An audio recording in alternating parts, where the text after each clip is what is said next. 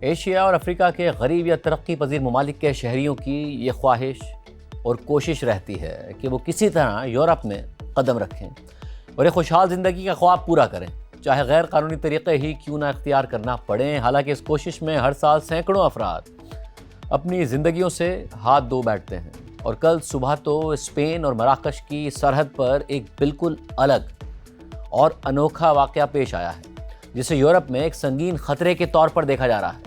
لیکن یہ واقعہ سمجھنے کے لیے پہلے اسپین اور مراکش کا محل وقوع سمجھنا ضروری ہے۔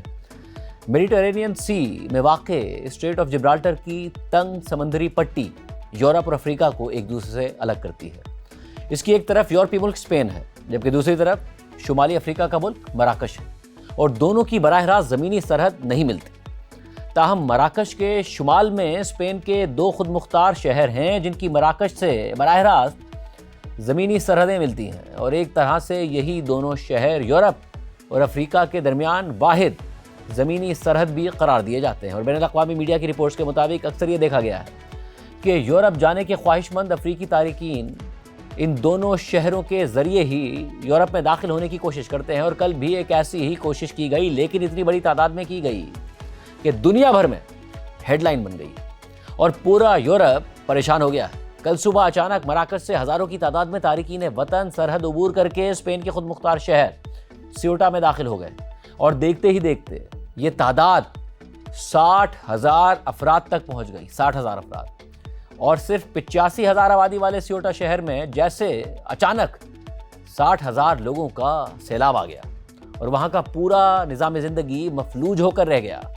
تارکین وطن کی زمینی اور سرحدی راستے سے سرحد عبور کر کے سیوٹا میں داخل ہونے کی متعدد ویڈیوز بھی گردش کر رہی ہیں، جن میں بچے اور خواتین بھی نظر آ رہے ہیں۔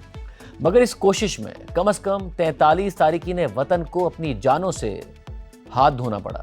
اسپین کی پولیس نے اپنے ایک بیان میں کہا ہے کہ جمعرات کی صبح اچانک جب ایک ہجوم سرحد عبور کر کے سیوٹا میں داخل ہو رہا تھا تو وہاں پولیس اہلکاروں کی تعداد بہت کم تھی، جس کی وجہ سے لوگوں کو روکا نہیں جا سکا۔ تاہم اب اسپین کی مرکزی حکومت نے سیوٹا میں فوج تعینات کر دی ہے، پولیس اہلکاروں کی تعداد میں بھی اضافہ کر دیا گیا ہے۔ اس کے علاوہ خود اسپین کے وزیر اعظم پیدرو سانچیز نے سیوٹا کا دورہ کیا ہے اور حالات کا جائزہ لیا ہے۔ انہوں نے سیکیورٹی اہلکاروں اور علاقائی حکام سے ہنگامی ملاقاتیں کی ہیں۔ سیوٹا میں پریس کانفرنس کرتے ہوئے پیدرو سانچیز نے کہا کہ یہ صورتحال ہمارے لیے انتہائی غیر متوقع تھی۔ ہماری حکومت سیوٹا کا ویسے ہی دفاع کرے گی جیسا میڈرڈ کا دفاع کرتی ہے۔ سیوٹا میں ایک عارضی مرکز قائم کیا جائے گا تاکہ غیر قانونی تارکین وطن کو تیزی سے واپس بھیجنے کا عمل آسان بنایا جا سکے۔ انہوں نے یہ بھی کہا کہ ان میں سے بہت سے لوگ پہلے ہی رضاکارانہ طور پر واپس جا رہے ہیں۔ ہم مراکشی حکام کے ساتھ بھی رابطے میں ہیں۔ اسپین کے وزیر اعظم نے مزید کہا کہ انسانی اسمگلر اسپین کی سپریم کورٹ کے حالیہ فیصلے کی اپنے مفاد میں مبنی اور گمراہ کن تشریح کر رہے ہیں تاکہ تارکین وطن کی آمد میں اضافہ کیا جا سکے۔ واضح رہے کہ اسپین کی سپریم کورٹ نے اس ماہ کے آغاز میں کہا تھا کہ غیر قانونی طور پر سرحد عبور کرنے والے تارکین وطن کو فوری واپس بھیجنے کا قانون سمندری راستے سے آنے والے تارکین وطن پر لاگو نہیں ہوتا۔ تاہم اب اسپین کی وزارت داخلہ کے بیان کے مطابق سیوٹا میں غیر قانونی طور پر داخل ہونے والے 60,000 تارکین وطن میں سے اندازاً 37,000 رضاکارانہ طور پر واپس جا چکے ہیں، اور باقیوں کو واپس بھیجنے کا عمل جاری ہے۔ لیکن اس واقعے کے بعد یورپ میں تشویش کا اظہار کیا جا رہا ہے اور اسپین کی حکومت پر کڑی تنقید کی جا رہی ہے۔ اسپین کی حکومت پر تارکین وطن کے حوالے سے باقی یورپی ممالک کے مقابلے میں نرم قوانین اور رویہ رکھنے کا الزام لگایا جا رہا ہے۔ رائٹرز کی رپورٹ کے مطابق اس واقعے نے یورپ میں اختلافات پیدا کر دیے ہیں۔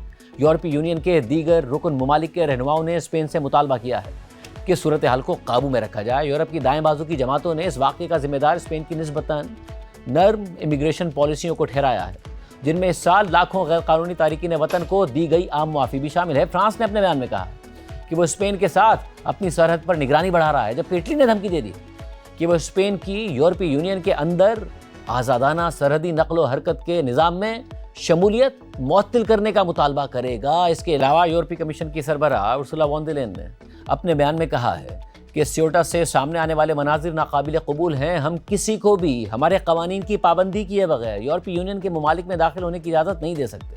میں نے صورتحال پر قابو پانے میں مدد کے لیے یورپی یونین کے 2 کمشنرز کو ذمہ داری سونپ دی ہے۔ تارکین وطن کے یورپ میں زبردستی داخل ہونے کے اس واقعے پر امریکہ کا بھی رد عمل سامنے آ گیا ہے، جس میں اسپین کی حکومت پر کڑی تنقید کی گئی ہے۔ امریکہ کے اسٹیٹ ڈپارٹمنٹ کے بیان کے مطابق امریکہ اسپین کے عوام اور تمام یورپی باشندوں کے ساتھ ان کی خود مختاری اور انسانی حقوق کی سنگین خلاف ورزی کے خلاف کھڑا ہے۔ یہ ناقابل قبول واقعہ اسپین کی حکومت کی ان دانستہ کوششوں کا براہ راست نتیجہ ہے جن کے ذریعے یورپ میں بڑے پیمانے پر غیر قانونی ہجرت کو ممکن اور آسان بنا دیا گیا ہے۔